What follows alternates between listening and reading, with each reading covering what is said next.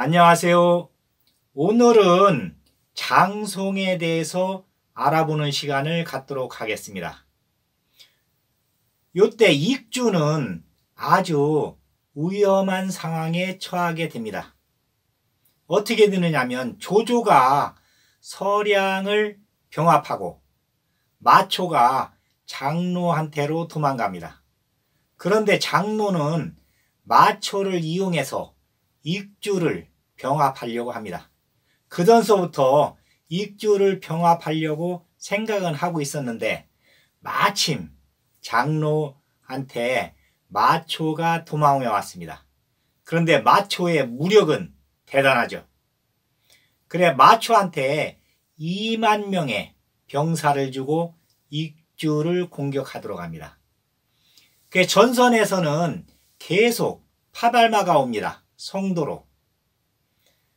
이때 유장은 아주 유약합니다. 예술적으로 미술 그리거나 뭐 이런 쪽으로는 아주 뛰어난데 무력으로는 그게 무에 대해서는 잘 모릅니다. 그래서 벌벌 떱니다. 조금만 전선에서 뭔 일이 있다 하면은 벌벌 떱니다. 참모들을 모아놓고 상의를 합니다. 지금 마초가 장로한테 붙어서 우리 전선을 침략한다고 하는데 어떻게 하면 좋겠느냐. 그러니까 한 사람이 참모가 일어나서 그럽니다.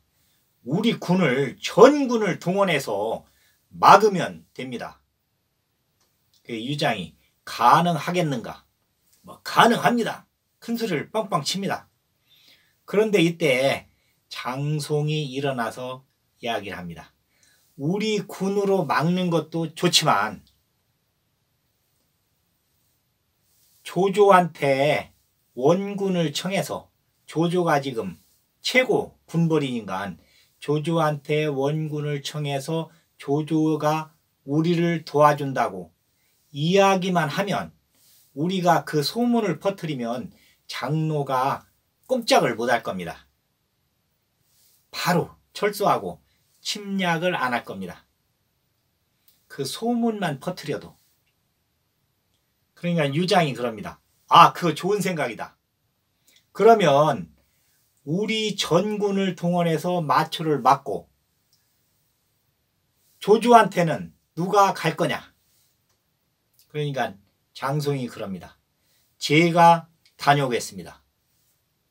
그러면 조조한테 가는데 그냥 갈 수가 있겠느냐. 어떻게 하면 되겠느냐. 그러니까 장송이 그럽니다.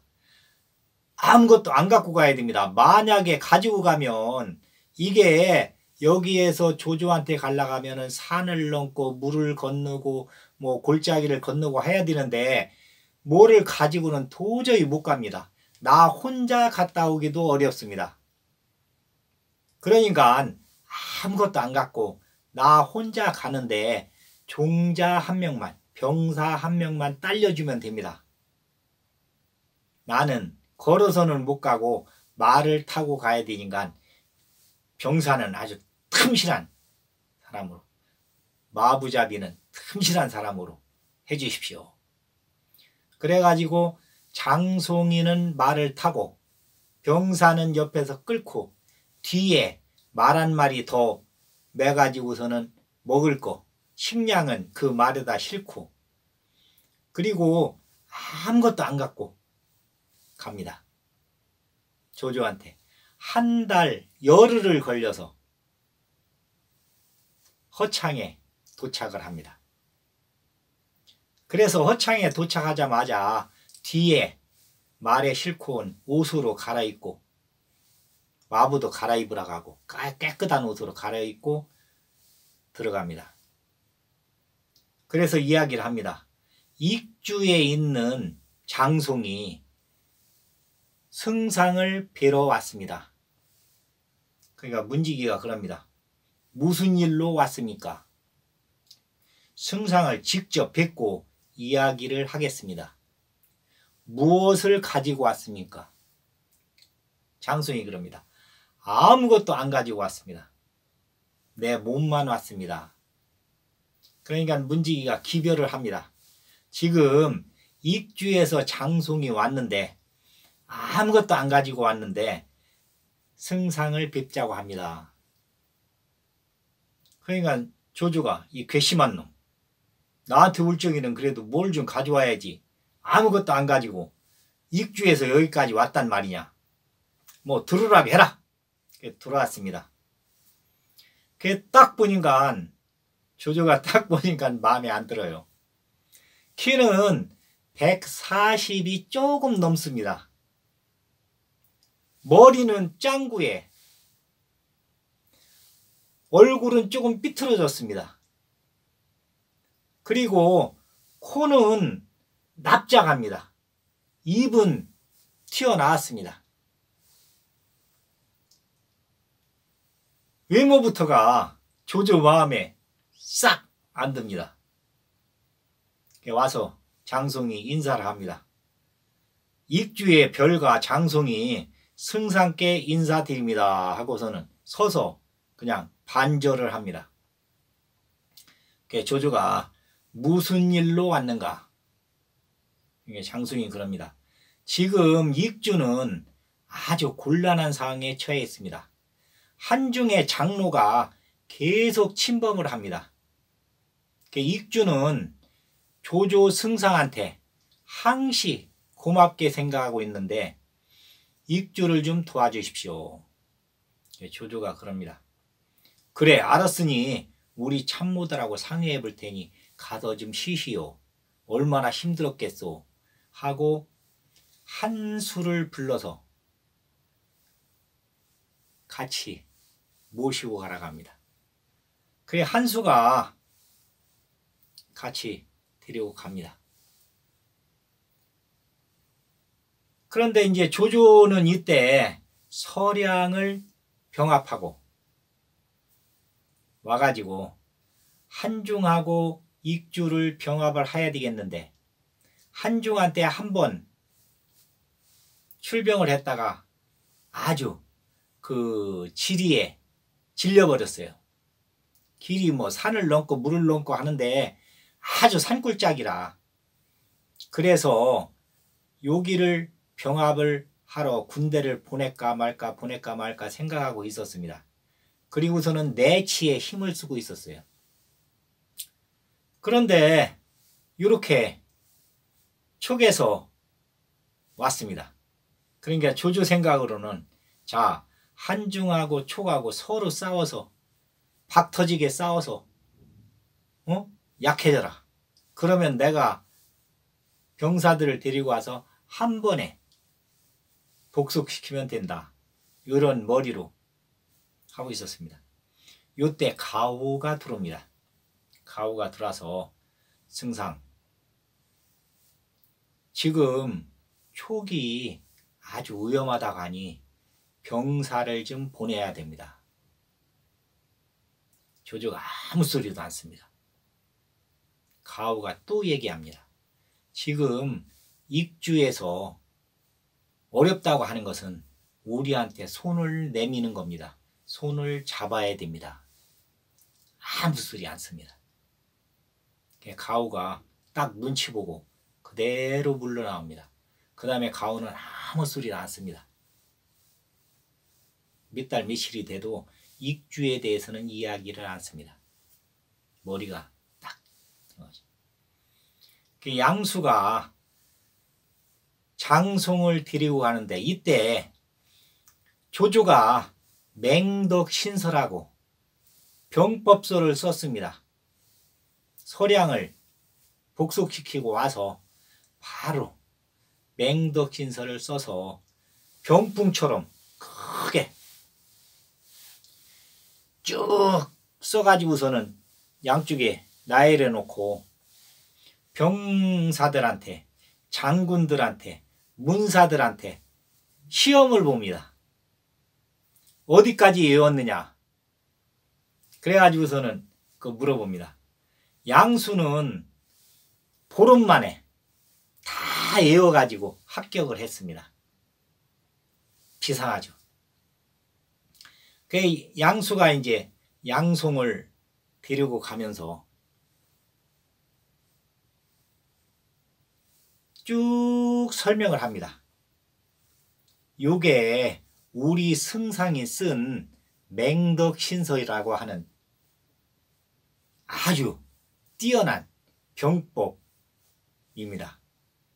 그러면서 쭉 읽어가면서 설명을 해줍니다. 양수는 다 예언인간 안 보고도 쭉 가면서 그냥 이야기를 쭉쭉쭉쭉쭉쭉쭉 합니다. 그러고서는 도착을 했습니다. 보니까 외국 사신을 맞이하는 것으로는 좀 초라해요. 양수가 직급이 그때 참모 중에서도 그 밑이었습니다. 참모 밑에. 그러니까 조금 관사가 조금 초라합니다. 그렇지만 내색은 않습니다. 장송이 아무 내색도 않고 짐을 풉니다. 양수가 그럽니다. 아까 내가 오면서 맹덕신서에 대해서 이야기를 했는데 좀 이해가 가십니까? 장송이 해뚜가 도는 거죠. 그게 누가 진 겁니까? 묻습니다. 아, 우리 승상이 진 겁니다. 장송이 그럽니다. 그 승상이 졌다고 하는데 우리 익주에서는 4살 먹은 어린애도 다 애우고 있는 병법입니다. 전국시대에 이름 없는 사람이 진 겁니다. 그 양수가 대인, 그런 말씀 마십시오. 내가 고전에 대해서도 다 알지만은 이런 병법서는 보지 못했습니다. 장송이, 자 그러면 내가 한번 외워보겠습니다. 쭉 외웁니다. 처음부터 끝까지 2시간 동안 내리 쫙 읽습니다. 양수가 들으니 토시 하나도 틀리지 않아요. 다 외웁니다. 그러면서 장송이 그럽니다. 맞습니까? 양수가 맞습니다. 장송이 그럽니다. 그러면은 부서를 달아볼까요? 하면서 외우고 설명하고 외우고 설명하고 외우고 설명하고 또 외우고 설명하고 4시간 동안을 완전히 맹덕신서에 대해서 깔아뭉개는 거죠. 그 양수가 깜짝 놀래가지고 쉬고 싶시 하고 조조한테 쫓아옵니다. 쫓아와서 양수가 솔직하게 얘기를 합니다. 지금 이렇게 병풍을 지나가면서 내가 설명을 했는데 장송이 쫙 다 외우고 설명하고 외우고 설명하고 외우는데 2시간, 외우고 설명하는데 4시간, 6시간 동안을 내리 그렇게 했습니다. 대단한 천재입니다. 그러므로 장송이 얘기하는 것을 다 들어줘야 됩니다. 하고 얘기합니다. 조조 생각은 지금 그게 아니거든요. 익주하고 한중하고 박 터지게 싸워서 지금 국력이 쇠진했을 때 우리가 가서 덮치는 겁니다. 조조가 알았다. 가서 실하게라. 그 이튿날은 병사를 조련하면서 병사를 5,000명을 딱 광장에다 놓고 조련을 하면서 허저보고 장송이를 데려오라 갑니다. 장송이 왔습니다. 조조가 그럽니다. 장대인, 뭐 어제는 내가 이렇게 글을 쓴 걸 가지고 다 설명을 했다면요.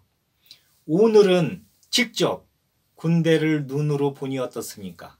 익주에도 이런 군대가 있습니까? 장송이 그럽니다. 이놈이 나를 대접하는 게 아주 고약하게 대접하는구나. 그러면서 그럽니다. 우리 익주는 인으로 덕으로 다스리기 때문에 이런 군대가 필요가 없습니다. 그럽니다. 그 조조가 이게 이제 속에서 막 화딱지가 나는 거예요. 그래서 이 외모를 가지고 얘기합니다. 장송대인은 외모가 어째 좀 그렇습니다. 사신으로 오기에는 좀 떨어지는 거 아닙니까? 그러니까 장송이 그럽니다. 우리 익주에서는 그 나라를 봐서 사신을 보냅니다. 그 나라가 덕으로 높으면 높은 사람을 보내고 좀 낮으면 나처럼 못생긴 사람을 보냅니다. 그러면서 웃습니다. 조조가 아래에서 불혈이 납니다.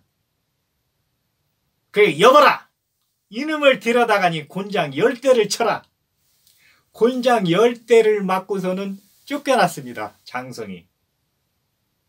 그런데 요 상황이 제갈공명 귀에는 사마도의 첩보에 의해서 익주가 지금 어떻게 되고 한중이 어떻게 되고 익주에서 장송이 떠나서 허도에 와 있는데 허창에 와 있는데 허창에서 어떻게 양수가 대접을 하고 다 제갈공명 귀에 다 들어옵니다.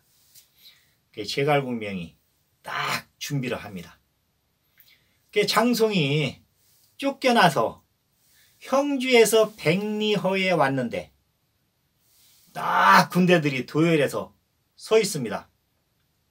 그러면서 늘씬한 장군 하나가 와가지고서는 익주의 장대인 아니십니까? 하고 인사를 딱 합니다. 장송이 예 그렇습니다. 저는 조자룡입니다. 이게 장송이 얼른 말해서 내리면서 장판파의 그 조장군입니까? 그래. 그렇습니다 하면 손을 와서 꼭 잡습니다. 장송이. 내가 장판파 이야기를 듣고 조장군을 얼마나 사모하고 좋아하는지 모릅니다. 뵙고 싶었습니다. 조자룡이 나도 장대인 이야기를 아주 우레와 같이 듣고 있었습니다. 뵙고 싶었습니다. 지금 여기 시냇가에 시냇물 옆에 장대인을 위해서 준비를 해놨으니 잠시 요기라도 하고 가시죠. 이렇게 딱 안내를 합니다. 아주 거하게 한상을 차려놓고 기다리고 있습니다. 장승이 딱 앉으니까 옆에서 조자룡이 앉아서 같이 대작을 합니다. 술을 먹어가면서. 그런데 조자룡이 그 무용에 대해서는 이야기를 하는데 익주에 대해서는 한마디도 이야기를 않습니다. 그러면서 그럽니다. 여기 오셨으니 형주에 오셨으니 형주 구경을 하고 가셔야 될 거 아닙니까? 장승이 좋습니다. 나도 뭐 시간은 많이 나는 사람이니까 구경을 한번 하고 가겠습니다. 하고 거기에서 이제 같이 말을 타고 형주에서 70리 허에 왔는데 산적 같은 아주 그냥 한 사람이 거기 오시는 분이 장대인 아니십니까? 하고 와서 앞에 와서 인사를 합니다. 조자룡이 그럽니다. 유비의 셋째 아우 장익덕 장군입니다. 장성이 또 얼른 말해서 느려서 그 장판파에서 우레와 같은 소리 한마디로 조조군을 쫓아보낸 장군 아니십니까? 장익덕이가 또 자기를 축에 세우니까 기분이 우쭐해가지고 그렇습니다. 익주에서 그 유명한 장송대인 이름은 우레와 같이 우리가 듣고 있었습니다. 제가 여기 풀밭에 준비해놨으니 잠깐 요기라도 하고 가시죠. 딱 풀밭에 갔는데 딱 상을 그냥 진수성찬을 차려놓고 양쪽에서 조자룡이 하고 장비하고 둘이 앉아서 장송을 대접을 합니다. 최고의 대접이죠. 그리고 이제 셋이 말을 타고 딱 오는데 형주에서 30리 허에 왔습니다. 딱 수염이 쨍. 거기 오시는 분이 장송대인이 아니십니까? 장송이 예 그렇습니다. 장비가 소개를 합니다. 우리 둘째 형 관운장 형님입니다. 장송이 얼른 말해서 내려서 그 화용도에서 조조를 오금을 못 피게 한 관운장 장군이 아니십니까? 보고 싶었습니다 하고 손을 잡으면서 관운장이 또 우쭐한 기분이 있잖아요.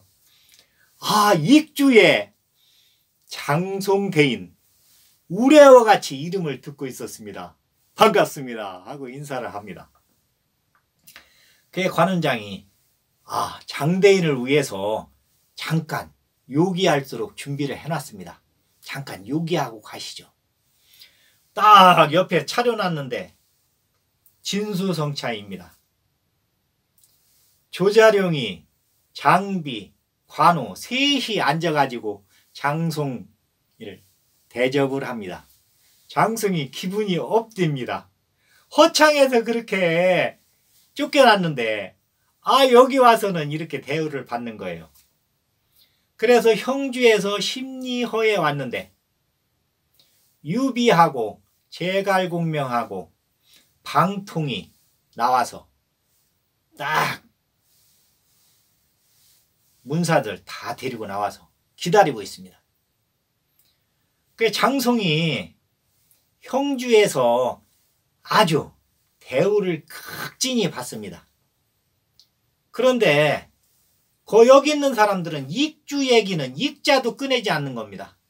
꺼내지 않고 매일 잔치를 벌려가면서 장송을 환대를 합니다. 장송이는 익주에 대해서 이야기를 하고 싶은데 말을 안 꺼내는 거예요. 참다 못해서 장송이 이야기를 꺼냅니다. 유황숙님, 익주가 지금 아주 곤란하게 돼 있습니다. 좀 도와주십시오. 유비가 무슨 이야기입니까? 지금 장로한테 마초가 붙어서 익주를 공격하고 있습니다. 익주가 지금 아주 어렵습니다. 옆에서 제갈공명이 그럽니다. 익주의 군대 가지고 익주의 군대가 한 30만이 드는데 장로의 군대는 10만 밖에 안 듭니다. 30만이 10만을 대결을 못합니까? 장송이 그럽니다. 익주의 우리 주인 유장은 유약해서 문에 대해서는 신경을 썼지만 무에 대해서는 신경을 전혀 쓰지 않았습니다. 그래서 무인들도 마음이 지금 허틀어져 있습니다. 아마 견디기가 어려울 겁니다. 이야기를 합니다. 그러면서 유비한테 그럽니다. 군주가 백성을 위해서 열심히 노력을 해야 되는데 지금 우리 군주는 그게 없습니다. 어렵습니다. 어렵다는 얘기를 몇 번을 합니다. 그러면서 유비한테 품에서 지도를 꺼내서 펼쳐놓고 설명을 합니다. 요게 내가 익주, 지형하고 군대, 군수물자 다 표시해 놓은 지도입니다. 요것만 가지면 익주를 손바닥 보듯이 볼 수가 있습니다. 그러면서 제가 이 지도를 드리는 뜻은 알겠지요? 그러면서 익주로 갑니다. 익주에 유장한테 왔습니다. 장송이 이야기를 합니다.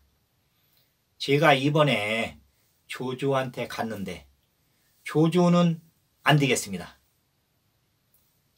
그 마음이 아주 고약합니다. 조조는 우리하고 한중하고 싸워서 피폐해지기를 기다리고 있습니다. 그걸 원합니다. 그러면 둘이 박 터지게 싸워서 둘이 똑같이 상처를 입었을 때 조조는 우리한테 군대로 와서 복속을 시키려고 그렇게 마음을 먹고 있습니다. 이리와 같은 놈입니다. 그놈은 믿을 놈이 못 됩니다. 딱 잘라버립니다. 그러면서 내가 오다가 형주에 들렸는데 형주 유비는 같은 황족으로서 믿을만 합니다. 유비는 덕으로 인으로 백성들을 다스려서 형주에서는 풍년가가 계속 흘러나옵니다. 그리고 군사들도 조련을 잘 해놔서 관우, 장비, 조자룡 같은 아주 명장들이 조련을 잘 해놔서 아주 날래고 군사에 대해서 잘 해놨습니다. 그러니까 형주에 구원을 요청하면 되겠습니다 하고 유장이한테 이야기를 합니다. 유장이는 그러면 형주에 우리가 도움을 청해야 되겠다 이렇게 생각을 합니다. 그런데 장송은 형주를 끌어들이면서 익주를 유비한테 바치려고 유비가 와서 익주의 군주가 되도록 하려고 그렇게 노력을 합니다. 혁명가죠. 유장으로는 안 되겠다. 유장이는 안 된다. 유비가 와서 익주를 더 기름지게 해가지고 부강하게 해가지고 중원을 통일하도록 이렇게 해야 되겠다. 장송이는 머릿속에 계속 이 생각을 합니다. 그리고 장송이와 같이 그런 생각을 가지고 있는 범관과 맹달 셋이 똘똘 뭉칩니다. 혁명과 기질이죠. 고요하게 흐르는 것도 좋지만 고요하게 흐르다 보면 어느 순간에는 멈추고 썩게 돼 있습니다. 이것을 타파하는 것이 혁명가의 기질입니다. 장송이의 머리에는 혁명가의 기질이 아주 크게 차지하고 있습니다. 장송이 형은 파군 태수입니다. 장송이 집도 만석군입니다. 어마어마한 익주에서는 최고 부자입니다. 그러므로 장송이도 가만히 있어도 호의호식하면서 살 수가 있습니다. 그렇지만 사람 기질은 어쩔 수가 없습니다. 그것을 다 뛰어넘고 익주를 발전시켜야 되겠다. 익주의 백성들을 잘 살게 해야 되겠다. 가렴주구를 없애고 선비들을 깨끗하게 어떻게든지 익주를 부강하게 해야 되겠다. 이게 장송이의 목표입니다. 역사는 흘러가는 겁니다. 그렇게 흘러갑니다. 오늘은 여기까지 하겠습니다. 감사합니다.